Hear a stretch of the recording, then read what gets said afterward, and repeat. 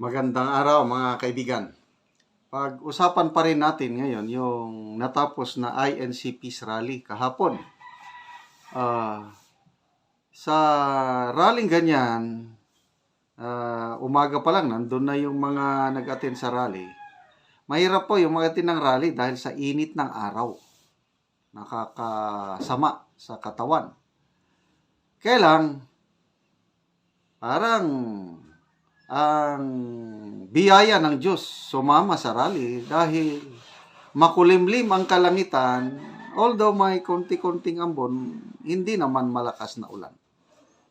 Kaya to me, it's a blessing. May pagpapala ang Diyos sa INC rally na yon dahil sa ang panahon ay nakiisa. Okay, kanina umaga, ngayon lang, may napanood ako na vlog ni Munting Kaalaman, isang vlogger na sumusuporta sa kapayapaan. Ganon din ang kanyang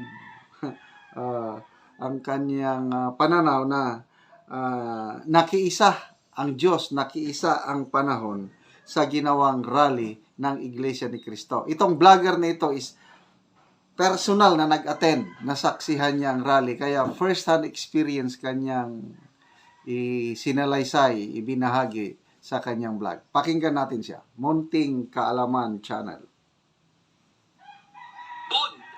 Sabi ng iba, nabasa ko sa social media, umambon. Ayan, hindi sumasama sa inyo ang Diyos. Hindi, umambon ng kuunti kasi yung simento na initan. Kaya pinaambon ng Diyos yun. Opinion ko, teorya ko pinaumbon ng Diyos yun para lumamig yung kalsada na uupuan nila. Tama, hindi. Konti lang. Tapos noon, maghapon yung ulap, nakapagtataka yung ulap, nasa araw lang. Di ba dapat pag ma-wind, mahangin, di ba mahangin, umaandar yung ulap? Hindi. Nandun lang sa ulap yung madilim, yung kulay itim na ulap. Ibig sabihin, malamig yung humidity niya sa paligid. Pag umahangin niya, nakakaantok eh. Kasi syempre, puyat lahat ng tao doon. Hindi po nagkaroon ng araw doon na matindi. Makulimlim ang buong umaga hanggang tanghali. Alas 4, medyo sumikat na araw. Pero hindi na nakakasakit sa balat. Palubog na kasi. Grabe, tinatanglawan sila ng ulap ng Panginoon Diyos. Ako paniniwala ako, Panginoon Diyos may gawa noon. Alam niyo bakit? Ito, babasahin ko nangyari na ito pala eh. Na-search ko eh. Exodo 40:38. Ito sabi. Yes. Sapagkat ang ulap ng Panginoon ay nasa ibabaw ng tabernakulo sa araw at may apoy sa loob yaon sa gabi sa paningin ng buong lahi ng Israel sa kanilang buong paglalakbay. Naglalakbay kasi yung panahon ng Israelita, wala pang mga sasakyan. Doon yung mga pagsubok nila kung saan susubukan sila. Agree ako dito sa vlogger nito, magaling. Nung Exodus, yung biyahe ng mga Israelites from Egypt to the Promised Land, itong Israel ngayon, or Canaan. Ganon yun, kung araw, may sumasama sa kanilang pillar of clouds. Sa gabi, pillar of light. Kaya yung nangyari kahapon, yung pag-ambon, yung makulimlim na kalangitan, to me, it's a blessing.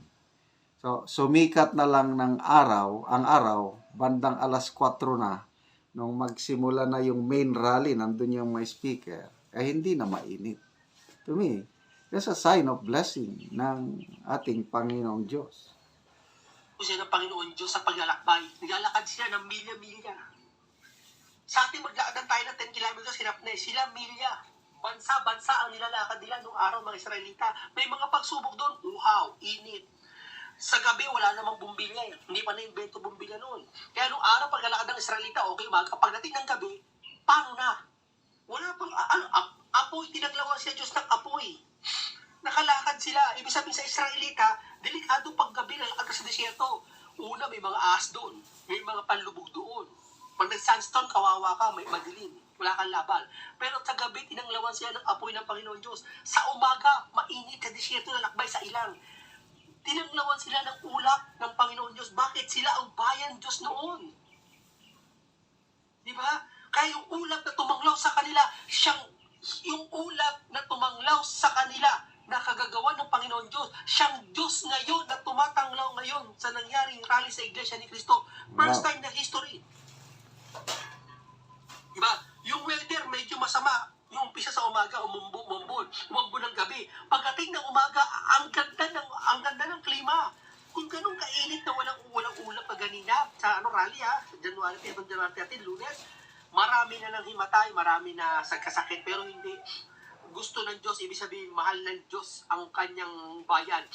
Ipinapakita niya sa mga tao kung paano niya sinusuportan, paano niya mahalin. Imposible yun. Tumanglaw sa iyo ang ulap, kitang-kita eh. May kuha pa ako ng video. Ito, papakita ko sa inyo larawan na. Ito. Ayan na. Tignan nyo to. Ayan. Tignan nyo yung larawan. Yan yung saktong kuha ng larawan na yan. Hindi umaalis yan. Yung araw na yan, dilaw na yan, pati yung ulap na yan, andyan lang yan. Umiikot lang yan. Hindi sumisikat ang araw. Sabihin, tumatanglaw sa buong Kamaynilaan. Diyan sa grandstand. Na upang yung tao hindi mainitan. Di ba? Tapos medyo makulimlim. Umula ng umaga, siguro na initan yung sahig, para yung maambunan yung sahig, lumamig, para mahigaan, doon nahiga yung mga kapal sa kalsada, nagdatag siya na parang, yung placard nila, ginawa nilang banig, nilatag nila doon, nahiga, natulog yung mga ibang kapatid, napuyat kasi nga, linggo pa lang, Sabado pa lang, andun na sila ng gabi. Nakita nyo, yan ang ginawang rally Iglesia ni Cristo, nakakatanggal pagod. Marami sumama. May mga politikong sinabi niya, hindi ko pagkakamali na balita. Si Rotin Padilla andun, si Bato de la Rosa, si Tolentino andun, Bongo. yun ang mga pumunta na sumuporta sa, ibig sabihin, yung kapayapaan gusto ng Iglesia ni Cristo na ma-adapt. Ewan ko ba, bakit na ayaw ng iba ng kapayapaan? Ay, mga Iglesia ni Cristo, ganyan, bakit si Sarah kinakampihan? Sige, ipalagay na natin ha. Pero hindi naman totoo. Ipalagay na natin kinakampihan ng Iglesia ni Cristo si Sarah. Sige, palagay na natin. Ngayon, paanong kinakampihan, bakit nila kakampihan yun? Anong sagot? Anong pinakamabigat na dahilan? Binayaran? Hindi niya kailangan ng pera ng Iglesia ni Cristo eh. Parehas naman sila pinoto ni Iglesia ni Cristo si BBM Sara. Ba't kakampihan si Sara? Kasi ang gusto ng Iglesia ni Cristo ayaw ng gulo. Ayaw ng impeachment. Okay lang mag-away kayo, magbakayan kayo, pinagbibigyan kayo ng Iglesia. Pero yung impeachment na, tama na. Kasi taong bayan na unahin nyo. Kasi bakit si Sara minura pinagbanta pa si BBM? Yung personal yun. Hindi pwedeng makilam ang Iglesia doon. Personal yun eh. May pagbabanta na personal yun. Galit nila yun. Galit ng tao yun. Hindi pwedeng mangilam ang Iglesia doon. Pero yung sinasabi, impeachment na taong bayan na naapektuhan. Pag nawala si Sara, magkakagulo, magkakapatak-patak ang Pilipino at damay ang Iglesia dyan. Yun ang inaagapan nila. Kaya, ang Iglesia ni Cristo, buti na lang dito sa atin. Kasi sila ang tagapagtanggol ngayon ng Pilipino na walang boses ngayon. Ang Iglesia ni Cristo, walang takot na naghayag ng kanilang kapayapaan. Para sa gagawin itong kapayapaan. Yan. Agree ako doon. Ang Iglesia ni Cristo, naging boses ng ordinaryong mamamayang Pilipino. Kasi naipalabas yung hinaing ng ordinaryong mamamayan doon sa rally na yun. Yung tinalakay ang kawawang kalagayan ng nasa laylayan. Mataas na presyo ng bilihin. Mataas na singil ng kuryente. Kaguluhan sa bansa, politika man o sa away digmaan. So, narinig ang boses ng mamamayang Pilipino sa pamamagitan ng rally ng Iglesia ni Cristo. So, salamat at meron tayong kapatiran sa Iglesia ni Cristo na naghahangad lang ng kapayapaan. Paminsan-minsan man lang mag-rally ang Iglesia. It's been a long time na walang rally ng Iglesia. Ngayon lang kasi nararapat lang talaga na iparinig ang boses ng mamamayan at yun na pinagsama-samang membro ng Iglesia ni Cristo at iba pang o mamamayang Pilipino nag-attend ng rally at sana pakinggan sila ng gobyerno, lalo ng ating mambabatas, na huwag na sanang ituloy ang impeachment dahil nakakasama sa mamamayang Pilipino ang impeachment na yan.